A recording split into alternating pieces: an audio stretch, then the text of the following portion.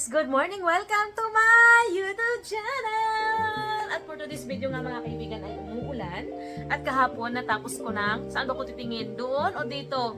Natapos ko nang itanim yung aking mga bawang. Kaya eto na, medyo okay na ako. At maglilinis na ako dito sa loob ng bahay. At magluluto ako ng tanghalian. Yung asawa ko nga pala ay may ginagawa siya doon sa kanyang kubota. So, gagawa kasi kami ng another greenhouse, kaya dinidig niya yung soil. Ang problema kasi umulan, kaya ayun, bumaha na naman siya. So, bago ang lahat, maglilinis ako sa aking kusina na dugyot. Char! So, dito tayo maglinis kasi na tanggal ako ng aking mga pang-baking dyan. At saka meron ako ditong salmon. So, lalagain ko lang ito kasi gagawa ako ng salmon pie. So, lalagyan ko na siya ng tubig.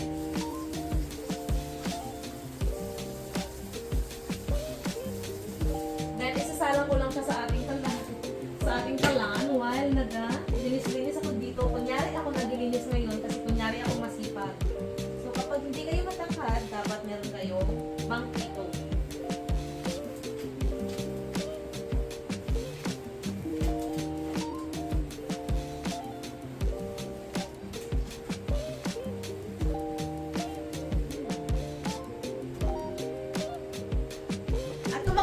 Bakit ako nakaganto? Kasi nga sobrang lamig na ngayon dito sa Canada. At trip ko lang talaga kasi nga pauwi kami ng Pilipinas, hindi ko may experience yung sobrang lamig. Kaya, ayan, nagsuot muna ako kahit nakaganyan ako, nakabunit ako sa loob ng bahay.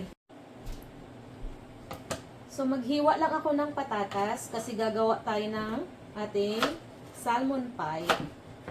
So, ito yung gagawin kong parang harina, yung ating patatas. Kasi dito po, ay, mainit ano ngayon eh. Masarap kumain ng mga ganito. Mainit. Kuhain ko lang siya. Then, ilalaga lang natin ito. Yan. So, ito nga pala yung mga patatas na mga na-harvest ko sa garden. Yung may mga tama, inuna ko siya. Tapos, meron na rin pala ako dito naka-ready na harina na may shortening.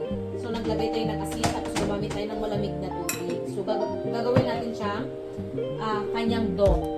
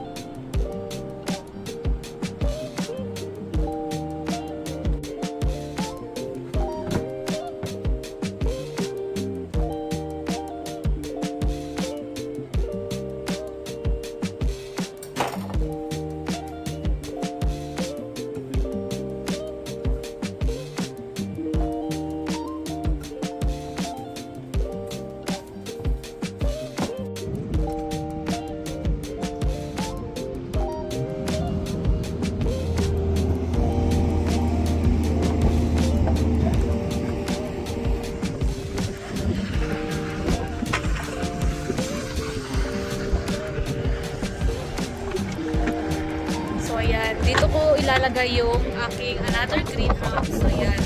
Binabak ko na siya ni Mister kasi kailangan niyang i-dig up para gagawa siya ng greenhouse na kung saan hindi madaling mag-froze. So, gagawa siya ng 3-season greenhouse.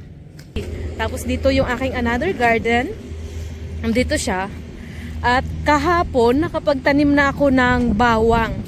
So, bali this year, nagtanim ako ng around 5,000 na bawang. So, sinirado ko siya ng 5,000. So, dito yung another ko. Nakagawa ako ng bago kahapon dito. Yan, nilagyan ko siya ng raised bed para hindi siya mababad sa ulan.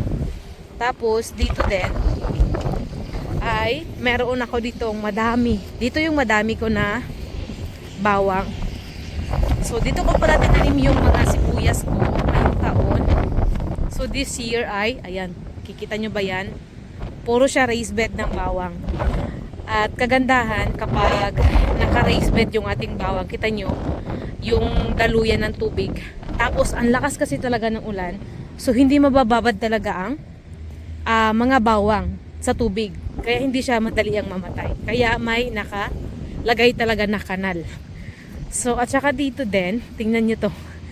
Hindi ko to nilagyan ng ano ha, pero tuwid na tuwid. So ito yung huli kong nilagay kahapon. So ayan, tatakpan natin yan. Hindi ko pa siya natakpan. Gabi ko na ito natapos, mga alas 7 na. So tatakpan ko yan dahil magi-snow na ata. Ang ulan. Tapos bukas meron kaming forecast na minus. So I think minus 3 or minus 1, mga ganun. So malamig na talaga yun. At sobrang lamig. So uwi muna ako ng bahay. So mamaya pa kami kakain kasi hindi pa naluto yung ginawa ko na pie. Pakinggan ninyo kung gaano kalutong. Ayan o, chips.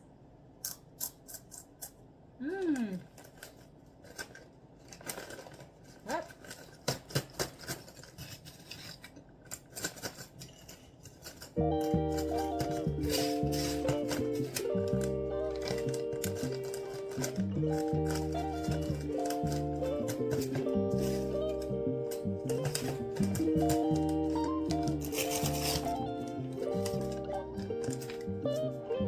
Tapos meron din ako, ayan, bell pepper, freeze dried.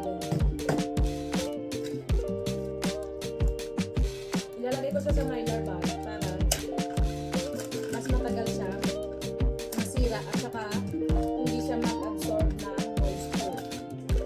Kasi lalagyan natin siya ng oxygen absorber.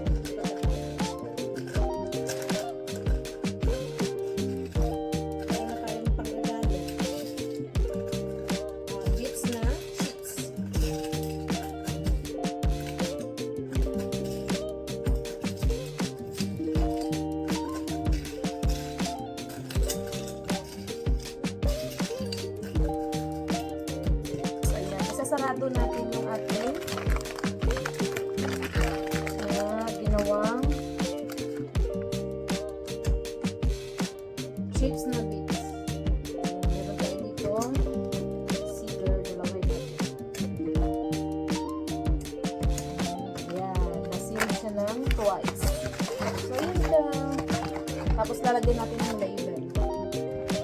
Meron akong itong manual na ginagamit. So dikitan lang natin siya. So para alam natin kung ano yung nilagay ko dito. So,